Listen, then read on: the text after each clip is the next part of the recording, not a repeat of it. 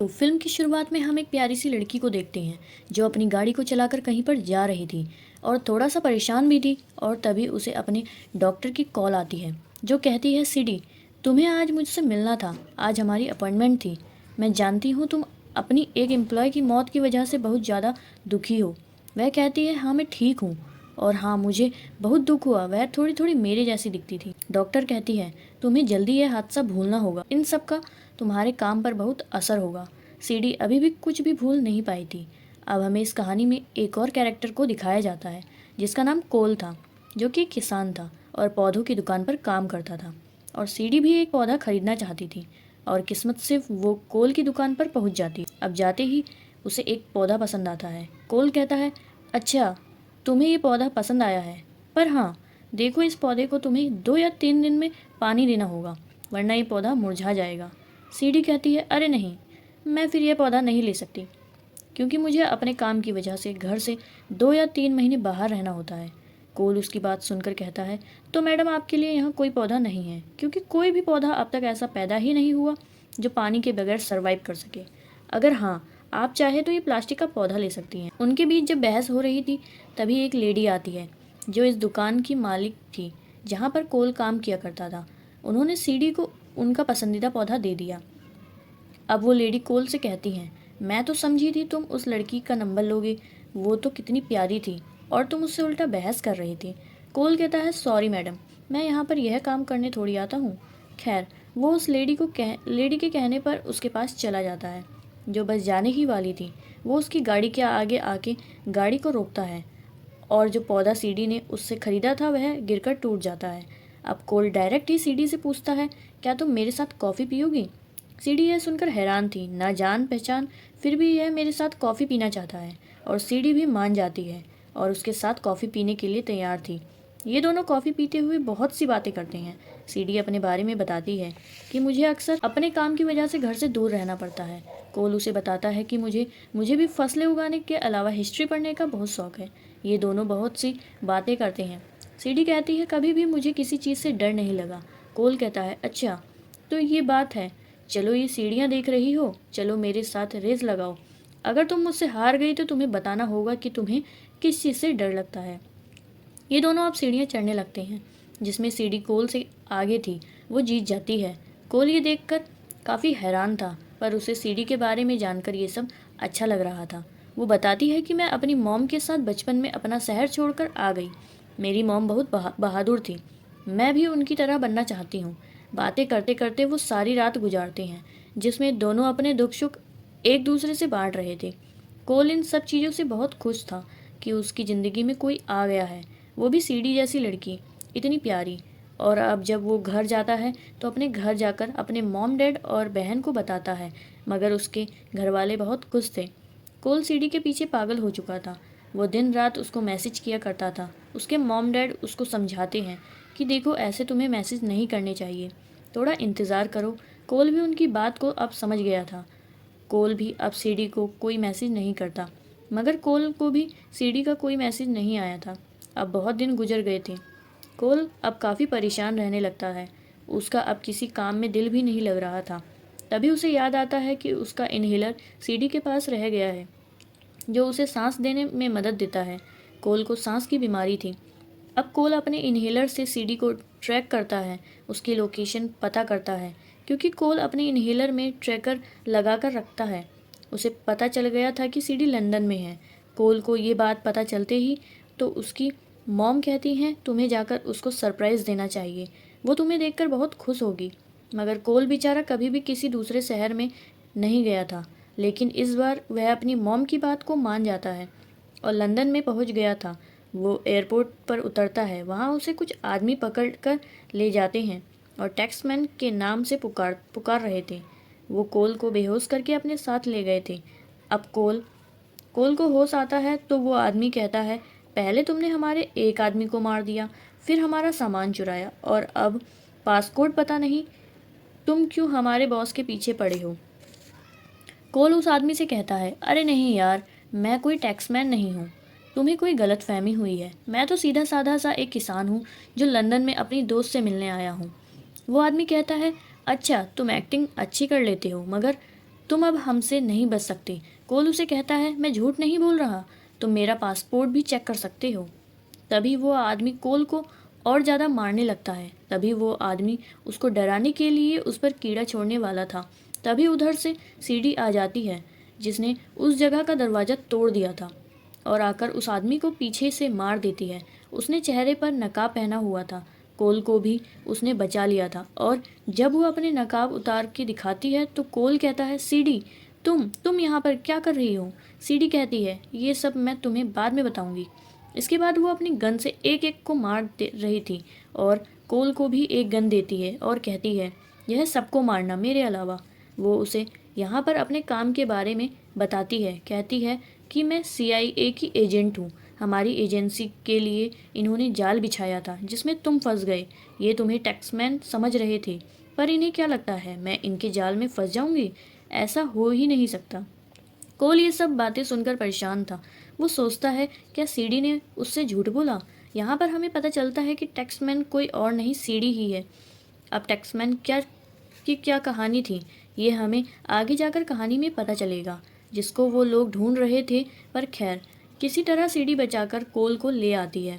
वो एक पहाड़ी से छलांग लगाकर दोनों एक बस में बैठ जाते हैं, जहाँ पर सीडी बस को चलाते हुए उन आदमियों पर गोली चला रही थी जो उनके पीछे आ रहे थे और उनकी बहुत सी गाड़ियों को टक्कर मारती है। और एक गाड़ी में तो बहुत जोर का धमाका भी हुआ था। सभी गाड़ियां तबाह हो चुकी थी।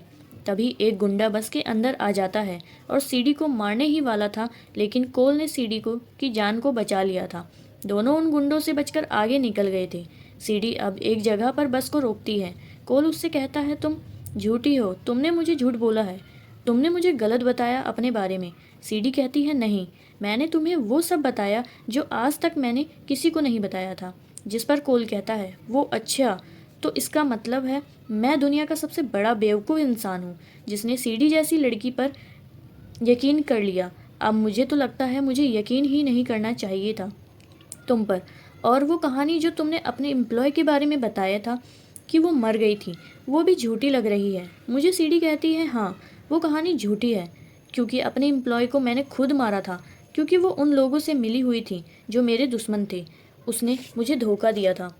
कोल अब यहाँ से वापस जाना चाहता था। सीडी कहती है, नहीं, अब तुम नहीं जा सकते, क्योंकि वो लोग जो मेरे दुश्मन हैं वो तुम्हें टैक्समैन समझते हैं।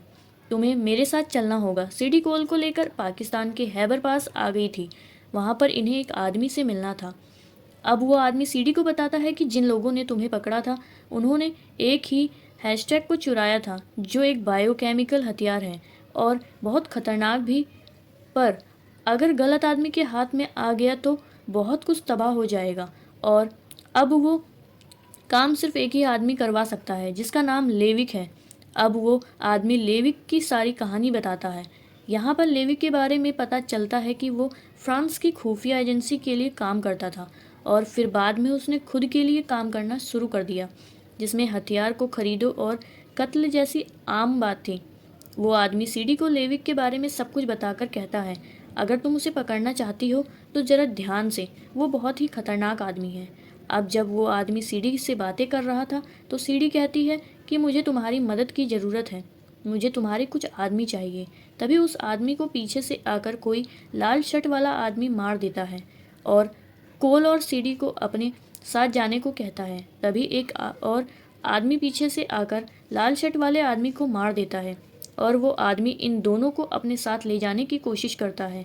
तभी एक और आदमी आ जाता है और पहले वाले आदमी को मार देता है। अब लाल शर्ट वाला फिर से इनको पकड़ लेता है। ये सब कुछ इस वजह से हो रहा था क्योंकि लेविक ने कोल के सर पर टैक्समैन समझकर बहुत बड़ा इनाम रखा था। टैक्समैन CIA की खुफिया एजेंसी के लिए किया करता था और उसको उस बायोकेमिकल हथियार का पासकोड भी पता था। अब खैर किसी तरह यहाँ वहाँ से बचकर निकल गए थे। गाड़ी में जाते हुए सीडी कोल को बताती है कि एस्टैग दरअसल एक बहुत ही खतरनाक हथियार है जिसका पासकोड सिर्फ मेरी एम्प्लॉय को पता था। वो इस बारे में लेविक को बताना चाहती थी, पर इससे पहले वो बताती मैंने उसे मार दिया और उस पासकोड को भी ख़त्म कर दिया। अगर लेविक ने उस पासकोड से उस हथियार को खोल दिया तो वो उसे बहुत से गलत कामों में इस्तेमाल करेगा। इतना बताकर सीडी कोल को बेहोश कर देती है उधर लेविक ने कोल के सर पर भारी रकम का इनाम रख दिया था। अब सीडी प्लान बनाकर कोल को बांधकर लेविक के पास ले जा आई थी। लेविक कहता है, वो तो तुम टैक्समैन हो, मैं तुम्हारी हालत देखकर समझ सकता हूँ।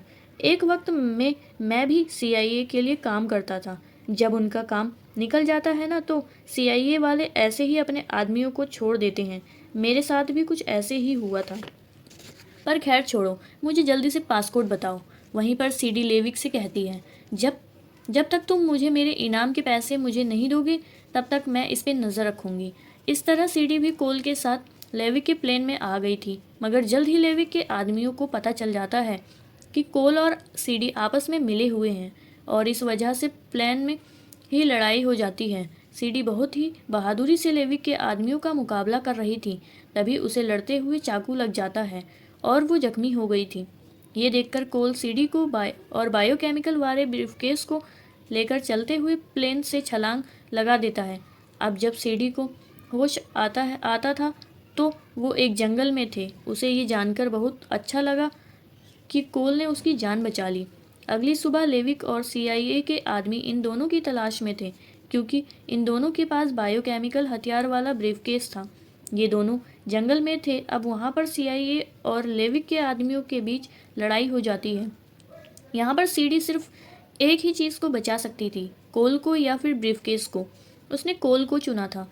अब लेविक के आदमियों को ब्रीफकेस मिल जाता है। अब सीआईए वाले सीडी और कोल को अपने साथ पूछताछ के लिए ले गए थे कि उसने ब्रीफकेस लेविक के लोगों को क्यों ले जाने दिया।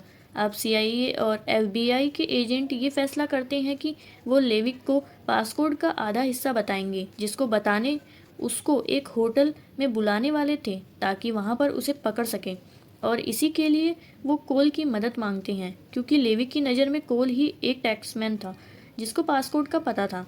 कोल न जानते हुए भी इनकी मदद करने को तैयार हो जाता है। सीडी उसे बहुत मना करती है कि इस काम में बहुत खतरा है, लेकिन फिर भी कोल उनकी मदद करने को तैयार था। पर लेविक को जल्द ही सीआईए की चाल के बारे में पता चल गया था। वो उन एजेंट्स को मार देता है जो कोल को गायब कर रहे थे।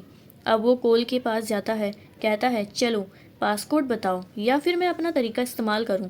तब बताओगे? तभी वहाँ पर सीडी आ जाती है और लेविक को कहती है, जिस टैक्समैन को तुम ढूंढ रहे हो वो मैं हूँ। लेविक को पता चल गया था कि असल टैक्समैन सीडी ही है। वहाँ पर सीडी ने असल लीडर को भी भुला लिया था, लेविक जिनके लिए काम करता था, जिनका पहले लेविक एजेंट था। सीडी लेविक को पासकोड बता देती है, और जिसके बदले में उन्होंने सीडी के अकाउंट में बहुत से पैसों को ट्रांसफ़र कर दिया था। लेविक को देखकर यह सब बहुत गुस्सा आता है और वो सीडी को गन दिखाकर कहता है, मैं तुम्हें मार दूंगा, तुमने मेरे साथ अच्छा नहीं किया, इतना बड़ा धोखा। तभी सीडी उस होटल में जोर से बोलती है कि लेविक के ऊपर बहुत बड़ा इनाम रखा है।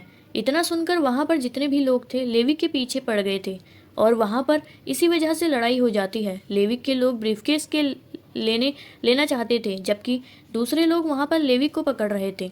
कोल लेविक के आदमियों को मार रहा था। उधर लेविक सीडी को मारने ही वाला था, तभी कोल आ जाता है। उसने आकर सीडी को बचा लिया था और सीडी भी लेविक को मार देती है। जिस बिल्डिंग में वो थी वो बहुत ऊंचाई पर थी, जिस वजह से लेविक नीचे गिरकर मर गया था। इस लड़ाई में लीडर भी मर जाता है।